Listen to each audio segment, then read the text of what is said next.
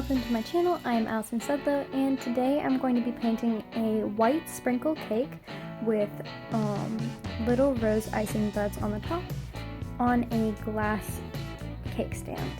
So I'm going to go ahead and go through the process.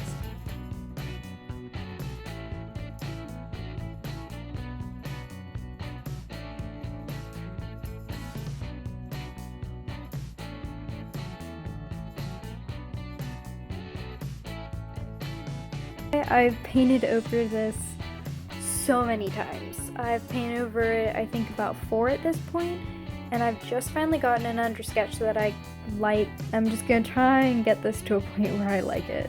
Sometimes you're working on a piece and you just don't feel it anymore, and honestly I've felt that a lot throughout this piece, so I'm going to try and take a step back from it, let it dry, and we're gonna start on the piece again for the 5th time. I just finished the backgrounds. The person who wanted me to paint this painting really wanted a teal background, and because I've painted this over 4 times, 5 times or something like that, there's a lot of texture that was difficult to cover up, so I just decided to add to the texture by layering it on, kind of accentuating it with dry brushing techniques. You can see here where the bristles hit certain parts. This was actually wood grain at one point. Okay, so I finished the tabletop. I decided to make it black because this cake is going to be white with some rainbow sprinkles on it on a metal, if not white,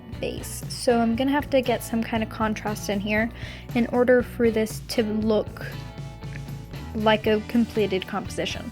So I have the light, I have the dark, and then I'm thinking if it's glass, it's gonna have little reflections and refractions, and I'm gonna have to go in and light it up. But if it's metal, it's just gonna have the reflections onto the black countertop or tabletop.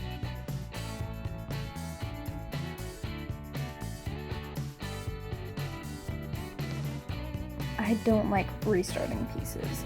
I will restart pieces if it's necessary, but I don't like to. But I found myself like working on everything else. I was working on this current client I'm working with. I was working on my architecture project. I was working on all these other concepts and just avoiding this one piece. And I'm just kind of like,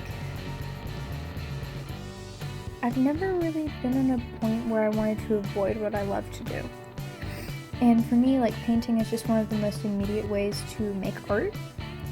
Because drawing and painting have just always been really immediate ways for me to satisfy my artistic craving. Because I can just, the payoff for me for painting comes off really quickly. It's just weird getting to a point where I didn't want to work on what I loved anymore. And I know I'm saying that as I'm painting this painting.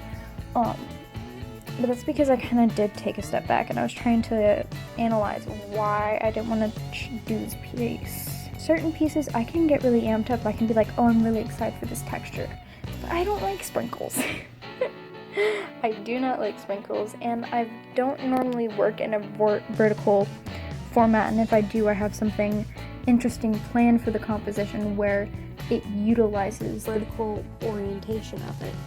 As you can see, I've gotten a good bit of work done. I don't know if I'm trying to make this glass or metal. I was working from a metal reference, and I have little shinies and reflections all over the black countertop, but you know what, we're just gonna work with it. When you're painting or when you're drawing, you should never elevate your arm above your heart, or your elbow should never go above your heart, because it's just not good for you.